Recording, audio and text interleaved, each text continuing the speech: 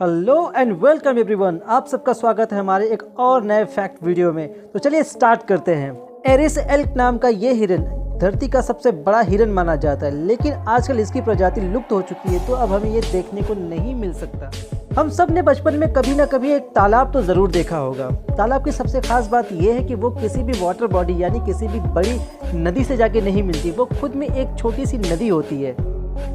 किसी गड्ढे में भरे हुए बारिश के पानी को तालाब कहते हैं, लेकिन क्या आपको मालूम है कि दुनिया का सबसे बड़ा तालाब कहाँ पे मौजूद है और उसकी लंबाई कितनी है? तो चलिए कोई नहीं, मैं आपको बता देता हूँ कि दुनिया का सबसे बड़ा तालाब कहाँ पर है। दुनिया के सबसे बड़े तालाब का नाम है कैस्पियन सी, जिसे हम गूगल मैप में बड़े ही आसानी से देख सकते हैं। हालांकि ये किसी बड़े समुद्र से जाके तो नहीं मिला है, लेकिन फिर भी इसका नाम कैस्पियन सी है और इस तालाब की लंबाई 1030 किलोमीटर है। क्या आपको मालूम है दुनिया में एक ऐसा जीव है जिसे जिंदा रहने के लिए ऑक्सीजन की जरूरत नहीं पड़ती? जी आपने सही सुना, व्हाइट पैराडाइज नाम का ये इंसेक्ट जिसकी लंबाई 8 mm है, इसको जिंदा रहने के लिए ऑक्सीजन की जरूरत नहीं पड़ती।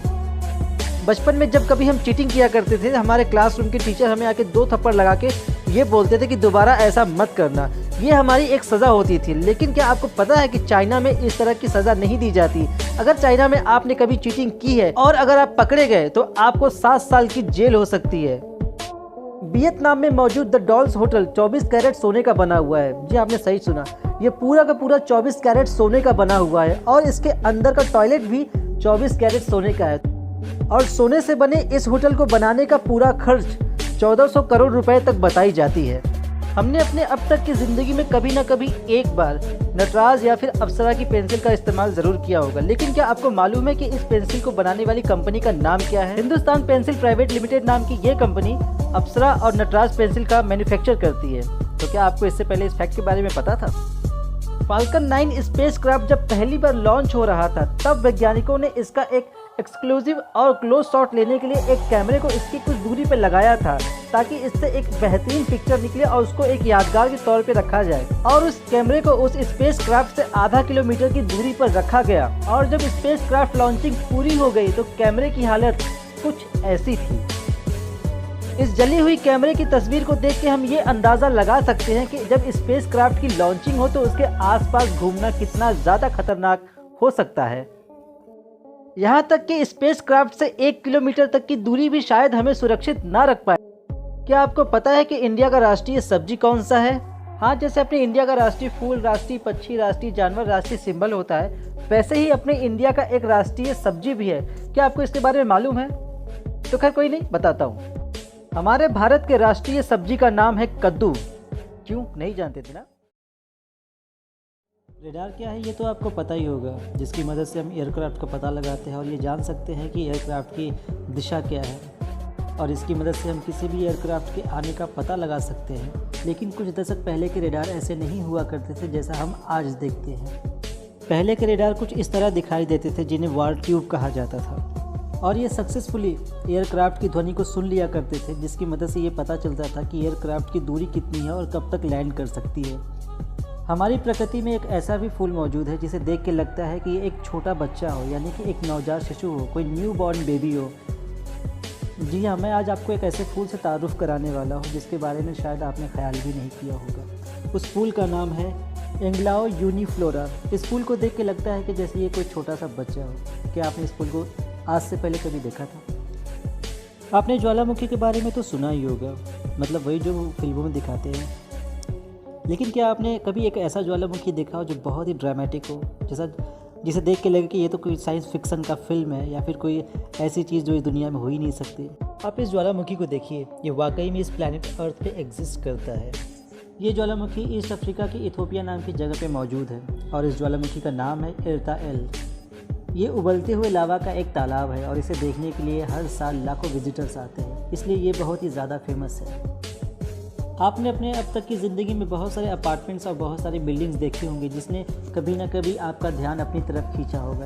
लेकिन जिस बिल्डिंग के बारे में आज मैं बात कर रहा हूँ वो सिंगापुर में मौजूद है और वो दुनिया के बाकी सारी अजीबोगरीब बिल्डिंग्स और अपार्टमेंट में से एक है। सिंगापुर में मौजूद द इंटरलेस अपार्टमेंट नाम की ये बिल्डिंग अपने अजीबोगरीब बनावट की वजह से आज चर्चा में है। अगर आप इसे गौर से देखें तो इसे देख के लगता है कि जैसे किसी डब्बे के ऊपर किसी दूसरे डब्बे को रख दिया गया हो और उसी डब्बे का एक ब्लॉक बना दिया गया हो।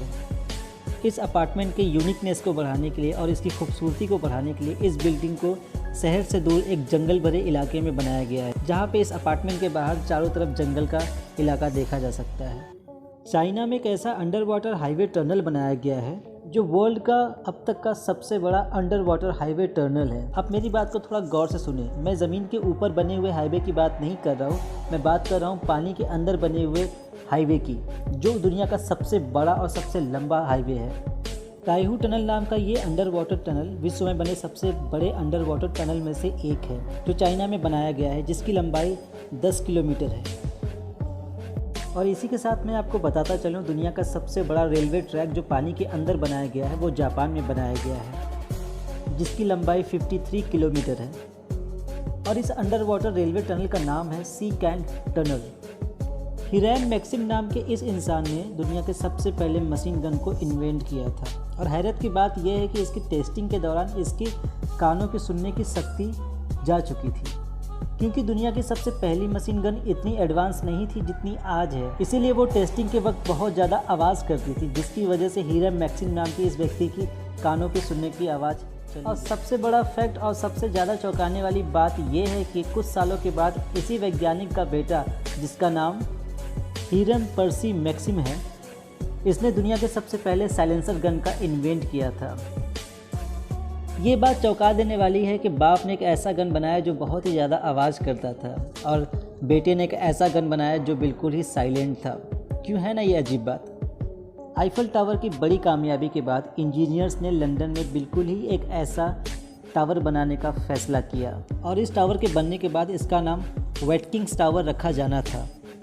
लेकिन जिस वक्त ये टावर बनाया जा रहा था उस दौरान कंस्ट्रक्शन कंपनी को बहुत सारे फाइनेंशियल चैलेंजेस को फेस करना पड़ा, जिसकी वजह से इस टावर का काम अधूरे में ही रोक दिया गया। इस टावर को आज तक पूरा नहीं किया गया और बाद में इसके बने हुए हिस्से को भी तोड़कर बराबर कर दिया गया।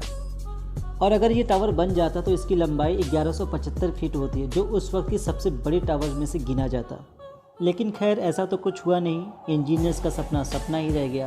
तो दोस्तों, इसी यूनिक जानकारी के साथ मैं चाहूँगा अब आपसे इजाज़त। अगर आपको ये वीडियो पसंद आया तो प्लीज़ लाइक कीजिए, अगर आपने सब्सक्राइब नहीं किया तो प्लीज़ सब्सक्राइब कर लीजिए। तो मिलते हैं अब एक और अगली नई वीडियो में, तब तक के लिए गुड बाय।